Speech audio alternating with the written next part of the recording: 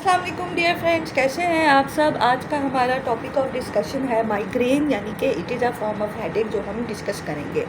Migraine को उर्दू में याद सर का दर्द या दर्द शकीका भी कहते हैं। हमने ये डिस्कस करना है कि किस वजह से ये हो सकता है, आप कैसे इसको प्रिवेंट कर सकते हैं और इसका ट्रीटमेंट क्या है और एक्चुअल में इसकी होने की वजह क्या होती है।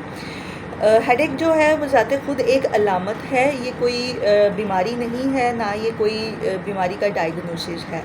बहुत सारी डिजीज़ के अंदर हेडेक आपको हो सकता है और इसकी डिफरेंट कॉजेज़ हो सकती हैं, जिनमें से एक कॉज माइग्रेन है।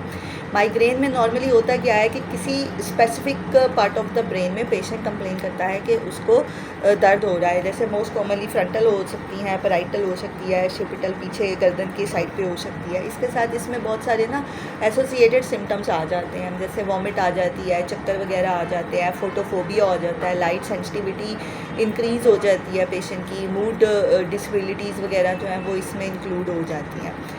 अब अगर हम इसकी कॉजेज़ की तरफ आएँ तो मोस्टली केसेस में you can't find a possible cause of migraine, क्योंकि मोस्टली ये खुद ही से ट्रिगर हो जाती हैं। एक आपकी टेंडेंसी है ब्लड वेसल्स की ब्रेन की कि वो स्पैज़म में जाएंगी और उसकी वजह से आपके माइग्रेन्स जो हैं वो ट्रिगर हो जाते हैं। अब डिफरेंट पेशेंट्स में वेरी करती हैं डिफरेंट कॉजेज़ इसकी ना।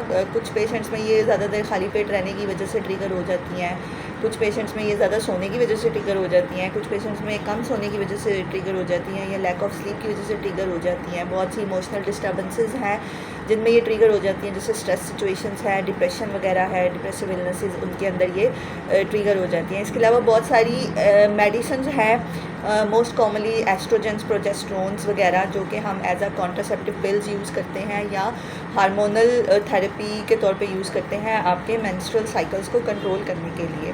तो एस्ट्रोजन, प्रोजेस्टेरोन जो है वो गुजाते खुद एज अ साइड इफ़ेक्ट जो है ना वो माइग्रेन्स को ट्रिगर कर देता है। और अगर आप इस तरह की किसी हार्मोनल थेरेपी पे हैं and you are having headache, तो kindly consult your consultant so that आपकी वो मेडिसिन जो है उसको डिसकंटिन्यू किया जाए या बंद कर दिया जाए।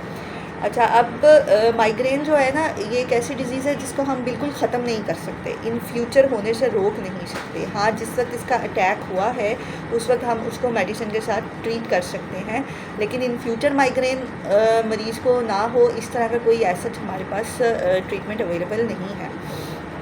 अच्छा, अब जिन लोगों को माइग्रेन्स होती हैं ना, दे देमसेल्व्स नो कि उनके केस में क्या चीज़ है जो उसको ट्रिगर कर रही है, क्योंकि माइग्रेन जो है ये थ्रू आउट लाइफ आपके साथ चलती है। जब एक दफ़ा स्टार्ट हो जाती है, मतलब कई लोग आपको ऐसे पेशेंट्स मिलते हैं जिनको 10-10, 15-15 साल से माइग्रेन हो रहा होता है, और पेशेंट्स जिनको माइग्रेन रहता है, जब माइग्रेन का पेन स्टार्ट होने वाला होता है तो भी उनको पता चल जाता है कि अब हमें माइग्रेन का पेन स्टार्ट होने वाला है, और उस स्पेसिफिक फेज़ को आप ऑरा कहते हैं। अब जो ओरल मेडिसिन है ना, अगर आपने उस ऑरा के फेज में ले ली हैं तो वो बहुत अच्छी एफिकेसी आपको शो करती हैं और पेशेंट की जो पेन है वो रिलीव हो जाती है। But once it goes to the peak then you will need only the IV medications to cure it ना। आईवी भी हमें स्ट्रॉन्ग पेन किलर्स जो हैं वो देने पड़ते हैं पेशेंट्स को। Welcome back. अच्छा, अब हम अगर इसकी पैथोलॉजी डिस्कस करें ना, तो इसके अंदर आपकी जो ब्लड वेसल्स हैं वो स्पैज़म में जा रही होती हैं, मतलब ये कि एकदम से सिकुड़ती हैं और एकदम से खून की शरियानें फैलती हैं, और उनके सिकुड़ने और फैलने की वजह से जो है ना वेसल स्पैज़म, जिसको हम आम अल्फाज में बोलते हैं, आपको हेडेक्स जो है वो ट्रिगर हो जाते हैं। अच्छा, अब माइग्रेन्स का जो डिफरेंशियल्स है ना, इनमें सबसे कॉमन जो आता है वो आता है आपका क्लस्टर हेडेक, और इसके अलावा जो मेनिंजाइटिस वगैरह है उनमें भी आपको हेडेक हो सकता है। मतलब कहने का मकसद ये है कि जब किसी को हेडेक हुआ है तो आप फ़ौरन इंस्टेंटली उसको ये लेबल नहीं कर सकते कि ये माइग्रेन ही है, जब तक कि आप प्रॉपर किसी न्यूरो फिजिशियन को कंसल्ट नहीं कर लेते। माइग्रेन स्पेसिफिकली एमआरआई पे या सीटी स्कैन ब्रेन के ऊपर नहीं आती, ये प्योरली एक क्लिनिकल डायग्नोसिस है जो कि कंसल्टेंट्स आपकी हिस्ट्री की बेस पे या आपके क्लिनिकल सिम्टम्स की बेस पे बनाते हैं। लेकिन न्यूरो फिजिशियन की कंसल्टेशन जो है वो इसमें ज़रूरी है। ये बात मैं इस वजह से एम्फोसिस दे के कह रही हूँ कि मैंने ऐसे बहुत सारे पेशेंट्स देखे हैं जो अपनी हेडेक्स को इग्नोर करते हैं। They think of it as a common headache and later on it came to be some sort of tumour, some sort of meningitis and anything like that ना, जो कि लाइफ थ्रेटनिंग है और आपके लिए बाद में डेंजरस हो सकती है। So if you are having headache and you are thinking कि ये माइग्रेन है and you didn't consulted a neuro physician, तो then please go for it. कम से कम एक सिंगल विज़िट न्यूरो फिजिशियंस का ज़रूर लें और उनका ओपिनियन इस बारे में ज़रूर लें। इसके अलावा आपकी जो आई साइट है अगर वो वीक है and you are not using your spectacles, or if you are using spectacles they are not of the proper number, then they can also trigger your headaches. आपकी आजकल कॉमन इस वजह से हो गई है माइग्रेन बहुत ज़्यादा कि एक तो लोगों का स्क्रीन टाइम बहुत ज़्यादा होता है, आप टीवी देखते हैं, मोबाइल एक्सेसिव यूज़ करते हैं, लैपटॉप्स हैं, कंप्यूटर्स हैं, स्क्रीन टाइम ज़्यादा होने की वजह से ऐसा है। दूसरा ये कि आपकी लाइफ में स्ट्रेस ज़्यादा है, आपका स्लीप वेक साइकिल नॉर्मली लोगों का बहुत अच्छा नहीं होता, यू टेक लेस स्लीप, तो माइग्रेन्स ट्रिगर हो जाते हैं। अब इसको प्रिवेंट कैसे कर सकते हैं प्रिवेंटिव मेजर्स में, इसके लिए सबसे बेहतर जो एक सजेशन मैं देना चाहूँगी वो ये है कि ऑलवेज़ कीप गुड हाइड्रेशन ना, आपको पानी ज़्यादा पीना है, चाहे सर्दियाँ हैं चाहे गर्मियाँ हैं, आप पानी ज़्यादा पिएँ।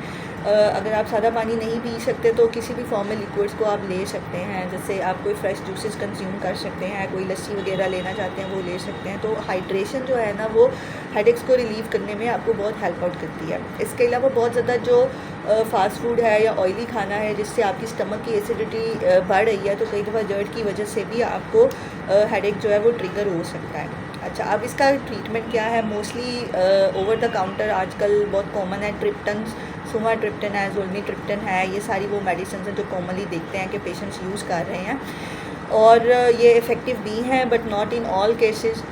डिफरेंट कॉजेज़ हैं हर पेशेंट में माइग्रेन ट्रिगर होने के, लेकिन नॉर्मली ट्रिप्टन्स को माइग्रेन का पेन बहुत अच्छे से रिस्पॉन्ड करता है, और कई लोगों को तो सिंपल पैनाडोल खाने से भी माइग्रेन में फ़र्क पड़ जाता है। लेकिन अगर आपकी पेन बहुत ज़्यादा है या आपको नौजिया बहुत ज़्यादा है, वॉमिट है, या आपको फ़ोटो सेंसिटिविटी है, तो उसमें फिर आपको अपने कंसल्टेंट के पास जाना है या इमरजेंसी में डॉक्टर से मिलना है ताकि वो आपको कुछ IV मेडिकेशन, पेन किलर्स वगैरह प्रिस्क्राइब कर सके और इसका ट्रीटमेंट जल्द से जल्द पॉसिबल हो। और इससे आगे फर्दर हम चलें तो कुछ चीज़ें जो एक इम्पॉर्टेंट एस्पेक्ट है जो मैं यहाँ पे डिस्कस करना चाह रही हूँ वो ये है कि IV पेन किलर्स जब आप माइग्रेन के ट्रीटमेंट के लिए ज़्यादा लेते हैं ना, ख़ासतौर पर ओपियोइड पेन किलर्स, तो आप उसके यूज़ टू हो जाते हैं, तो इसलिए अवॉइड करें मैक्सिमम के आप ओरल मेडिसिन ही लें, IV की तरफ कम से कम जाएं।